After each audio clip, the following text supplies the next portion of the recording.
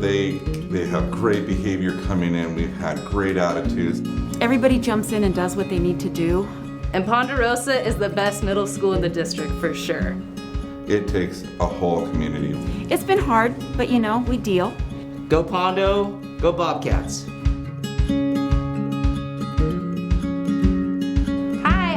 Clark. I'm the school counselor at Ponderosa, and I do the scheduling, but I also do check-ins with students, and I work very closely with our on-site KBBH team. Just kind of meet with students and see what's going on and help them academically, but also socially and emotionally.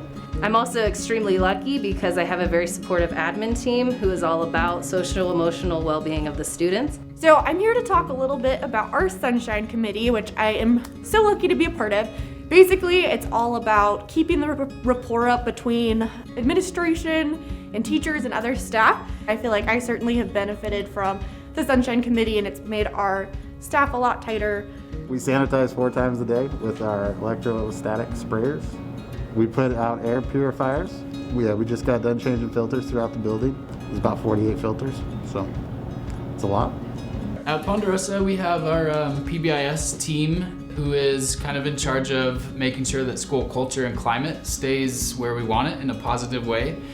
With our Pondo Way kind of campaign, we've made some posters that we put up around the school kind of explaining expectations. We expect kids to be doing things the Pondo Way, which means they're staying safe, responsible, and respectful. This year has been an extreme difficulty for the electives programs.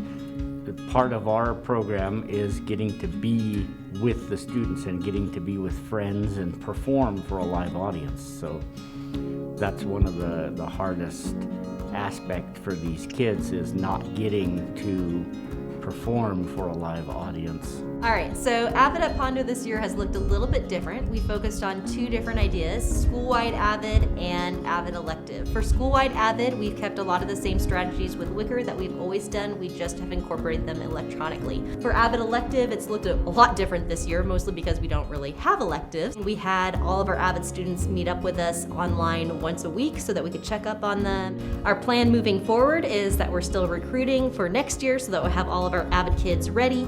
Web leadership, and it's a leadership class called WEB, which stands for Where Everyone Belongs. Normally, leaders are picked in the spring from 7th grade, and then in a week or 2 weeks before school starts, they do a training. That class wasn't going to be a class. We've done a spirit week, we've done sidewalk chalk art, letters of thank you, letters of appreciation. I'm looking forward to getting that class back into the actual classroom. Art is well and alive in spite of COVID. Most of the children in art feel that it has helped them to stay grounded and deal with some of the pressures of COVID during this particular time. CCLC 21st Century Grant is going to be paying for students that sign up for flex football or for volleyball through the YMCA. So you can find those forms on the district website under the 21st Century Grant, or you can call the YMCA and get the forms there. Hey, I'm very excited to announce that cross country has started back up. We will have track starting immediately after. We will begin practice on April 19th, and that'll go through May. I want to give some special shout outs. Amanda Fanning, she's taken on a technology supportive role. Our Canvas coaches, Lindsay James and Leah Wall, have just done amazing work. So Jessica Scott, who's our health parapro or medical assistant, and then Larissa Fain, who is our nurse, they are there every day working and calling parents, checking on kids. And then we have to give a shout out to our para staff. Our para staff is just, they cover everything from anything in the hallways to helping kids, to pull out services when they're here.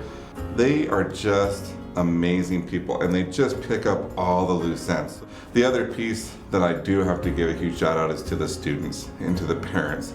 These guys are amazing. So one of the things that I really want to emphasize is when we talk about this school year and how we've overcome the pandemic and working with kids, it takes a whole community, and the parents, the staff, the students, everyone. And so I just want to give a big shout out, and that's how we've overcome COVID.